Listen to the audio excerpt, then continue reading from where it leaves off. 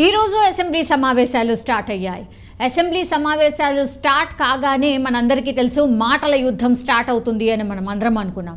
అందులో భాగంగానే ఈ రోజు కాంగ్రెస్ ఎమ్మెల్యే కోమటిరెడ్డి రాజగోపాల్ రెడ్డి చాలా ఇంట్రెస్టింగ్ కామెంట్స్ చేశారు. చిట్ చాట్ చేస్తూ ఈ కామెంట్స్ చేసిన సిట్యుయేషన్ కనిపిస్తోంది. ఇప్పుడు ఇవే ఇంట్రెస్టింగ్గా మారిపోయాయి అండ్ చర్చకు కూడా దారితీస్తున్నాయి.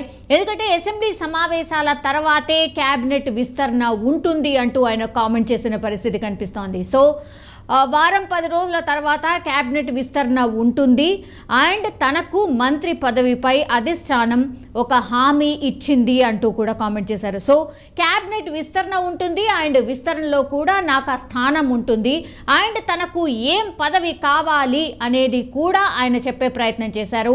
హోంశాఖ ఇవ్వాలని కోరుతున్నా అని రాజగోపాల్ రెడ్డి డైరెక్ట్గానే చెప్పిన పరిస్థితి. అండ్ తాను కాంగ్రెస్లోకి వచ్చింది కేసీఆర్ను గద్దె దించేందుకు.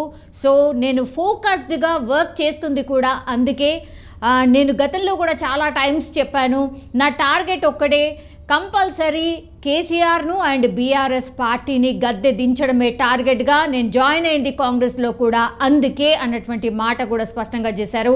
అండ్ తాను హోం మంత్రి అయితేనే బీఆర్ఎస్ వాళ్ళు కంట్రోల్లో ఉంటారంటూ కూడా కామెంట్ చేసిన పరిస్థితి కనిపిస్తోంది. సో నేను ఒకవేళ హోం మంత్రి అయితేనే హోం మంత్రి హోదాలో నేను మాత్రమే బీఆర్ఎస్ వాళ్ళను కంట్రోల్ చేయొచ్చు అండ్ కేసీఆర్ కుటుంబాన్ని కూడా కంట్రోల్ చేయొచ్చు.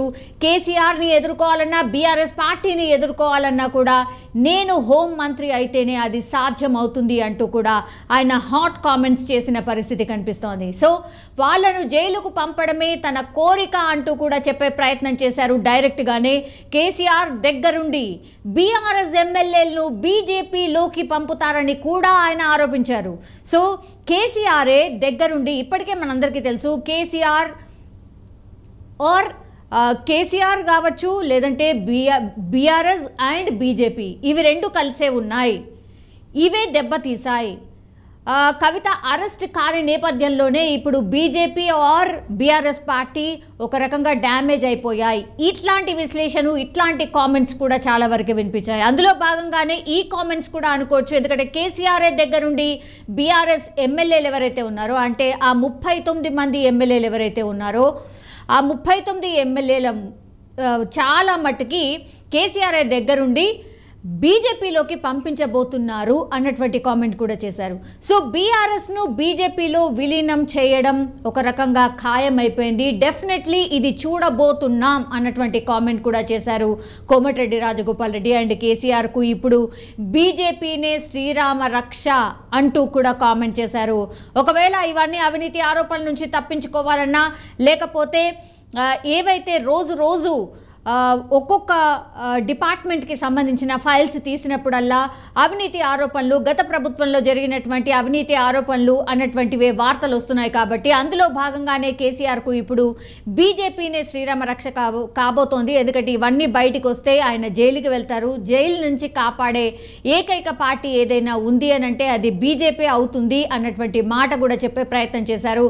కల్వకుంట్ల కుటుంబం జైలుకు వెళ్ళడం ఖాయమంటూ కూడా ఆయన కామెంట్ చేసిన పరిస్థితి. అండ్ ఒకవేళ నేను హోం మంత్రి అయితే అదే చేయబోతున్నాను, ఈ కుటుంబాన్ని మొత్తం అండ్ బీఆర్ఎస్ పార్టీ వాళ్ళను కూడా నేను జైలుకి పంపిస్తాను హోం మంత్రి అయితే. సో మనసులో మాట బయట పెట్టారు అనుకోవచ్చు. అంటే ఆయన మనసులో ఉంది తాను హోం మంత్రి కావాలని అండ్ అధిష్టానం కూడా ప్రామిస్ చేసింది అన్నటువంటి హింట్ కూడా ఇచ్చారు. సో ఏం జరుగుతుందో చూడాలి. బట్ భువనగిరి నల్గొండ పార్లమెంట్కు కుటుంబ సభ్యులు ఎవరు పోటీ చేయకూడదు అనేది తమ ఉద్దేశం అంటూ కూడా కామెంట్ చేసిన పరిస్థితి. చాలా రోజుల నుంచి వార్తలు వస్తున్నాయి. పార్లమెంట్ ఎలక్షన్స్ వచ్చినప్పుడల్లా నల్గొండ పార్లమెంట్ నుంచి కోమటిరెడ్డి బ్రదర్స్కి సంబంధించిన కుటుంబ సభ్యులు ఎవరో ఒకరు ఆశిస్తున్నారు, వాళ్ళకే టికెట్ దక్కబోతోంది అన్నటువంటి వార్తలు వస్తున్నాయి. కాబట్టి ఆ వార్తల్ని ఖండించే విధంగా ఆయన ఒకటే చెప్పారు, మేము పోటీ చేయకూడదు అనుకుంటున్నాము అన్నటువంటి మాట చెప్పారు. అండ్ పార్టీ ఆదేశిస్తే మాత్రం ఖచ్చితంగా పోటీ చేస్తాము అన్నటువంటి మాట కూడా చెప్పారు. మాకైతే ఇంట్రెస్ట్ లేదు, బట్ పార్టీ ఆదేశిస్తే మాత్రం డెఫినెట్లీ మా కుటుంబ సభ్యులు ఎవరైనా పోటీలో ఉంటారు అన్నటువంటి మాట అయితే చెప్పారు. సో లేదంటే ఎవరికి టికెట్ ఇచ్చినా కూడా వాళ్ళను గెలిపించే ప్రయత్నం చేస్తాము అన్నటువంటి మాట కూడా చెప్పారు. సో అసెంబ్లీ ఆవరణలో ఇంకో ఇంట్రెస్టింగ్ పాయింట్ ఏం జరిగిందంటే కేటీఆర్ అండ్ రాజగోపాల్ రెడ్డి మధ్య ఒక ఆసక్తికర సంభాషణ కూడా జరిగింది.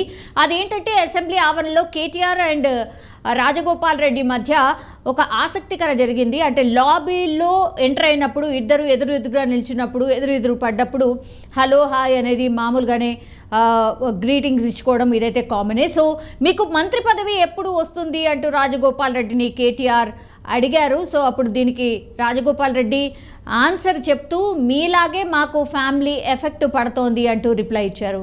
సో నవ్వుకుంటూనే ఈ సంభాషణ అంతా సాగింది. యాక్చువల్లీ మీరు మంత్రి ఎప్పుడు కాబోతున్నారు అని కేటీఆర్ అడగడం అండ్ రాజగోపాల్ రెడ్డి దానికి బదిలిస్తూ మీలాగే ఫ్యామిలీకి సంబంధించిన ఎఫెక్ట్ మా పైన కూడా పడింది. సో ఇద్దరం ఉన్నాం కాబట్టి అందులో నుంచి ఒకరికి ఆల్రెడీ మంత్రి పదవి వచ్చింది. సో నా వంతు వరకు మరి చూడాలి అన్నటువంటి మాట చెప్పారు. అండ్ ఫ్యామిలీ పాలన కాదు, మంచిగా పనిచేస్తే కీర్తి ప్రతిష్టలు వస్తాయి అంటూ కూడా కేటీఆర్ కామెంట్ చేశారు. సో ఎంపీగా మీ కూతురు కీర్తి పోటీ చేస్తుందా లేకపోతే సంకీర్తి పోటీ చేస్తారా అని కేటీఆర్ రాజగోపాల్ రెడ్డిని అడిగారు. సో దయచేసి నన్ను కాంట్రవర్సీ చేయొద్దు అంటూ అక్కడి నుంచి రాజగోపాల్ రెడ్డి వెళ్ళిపోయిన పరిస్థితి. సో 2-3 మాటలు మాత్రమే. అంటే మీ ఫ్యామిలీ నుంచి ఎవరైనా పోటీ చేయబోతున్నారా పార్లమెంట్ ఎలక్షన్స్ నుంచి అంటే లేదు, నన్ను కాంట్రవర్సీలోకి అయితే లాగద్దు, నేను దీనికి ఆన్సర్ కూడా చెప్పదలుచుకోలేదు అన్నటువంటి మాట చెప్పారు. అండ్ దాని తర్వాత మీకు మంత్రి పదవి వస్తుందా అని అంటే సేమ్, అంటే ఫ్యామిలీలో ఆల్రెడీ ఒక మంత్రి పదవి ఉంది కాబట్టి మరి చూడాలి. ఇక్కడ కూడా ఫ్యామిలీకి 2 మంత్రి పదవులు అని అంటే అందరూ కూడా మాట్లాడతారు కాబట్టి మరి ఇదే అడ్డొస్తుంది మాకు కూడా అన్నటువంటి మాట చెప్పే ప్రయత్నం చేశారు. కానీ దానికంటే ముందు మాత్రం రాజగోపాల్ రెడ్డి చిట్ చాట్లో క్లారిటీ ఇచ్చేశారు. నాకు హోంమంత్రి కావాలని ఉంది, హోంమంత్రి చేస్తే ఏం చేస్తారు అన్నటువంటిది మనసులో మాట కూడా బయటపెట్టారు. ఇప్పుడు రాజగోపాల్ రెడ్డి కామెంట్స్ ఏవైతే చేశారో ఇవి హాట్ టాపిక్గా మారిపోయాయి. సో ఒకవేళ రాజగోపాల్ రెడ్డి నిజంగానే హోంమంత్రి అయితే మరి ఆయన మనసులో కోరిక ఏదైతే ఉందో అంటే బీఆర్ఎస్ లీడర్స్ కావచ్చు, బీఆర్ఎస్కి సంబంధించిన టాప్ మోస్ట్ లీడర్ కావచ్చు, వాళ్ళందరినీ నేను జైలుకే పంపిస్తాను అన్నటువంటి మాట చెప్తున్నారు. కాబట్టి నిజంగానే అదే ఫోకస్డ్గా ఆయన వర్క్ చేయబోతున్నారా, నిజంగానే హోంమంత్రి కాబోతున్నారా Rajagopal Reddy? And after assembly sessions తర్వాత మరి నిజంగానే మంత్రివర్గ విస్తరణ ఉంటే మరి రాజగోపాల్ రెడ్డికి ఏ మంత్రి పదవి దక్కబోతోంది, ఆయన రోల్ ఏముండబోతోంది, నిజంగానే రాజగోపాల్ రెడ్డికి మంత్రి పదవి వస్తుందా రాదా, ఇదైతే కొంతవరకు క్వశ్చన్ మార్క్ అయితే రేస్ చేస్తోంది. కానీ రాజగోపాల్ రెడ్డి చేసినటువంటి కామెంట్స్ మాత్రం ఇప్పుడు హాట్ టాపిక్గా మారిపోయాయి. అటు బీఆర్ఎస్ కావచ్చు అండ్ ఇటు కాంగ్రెస్లో కూడా.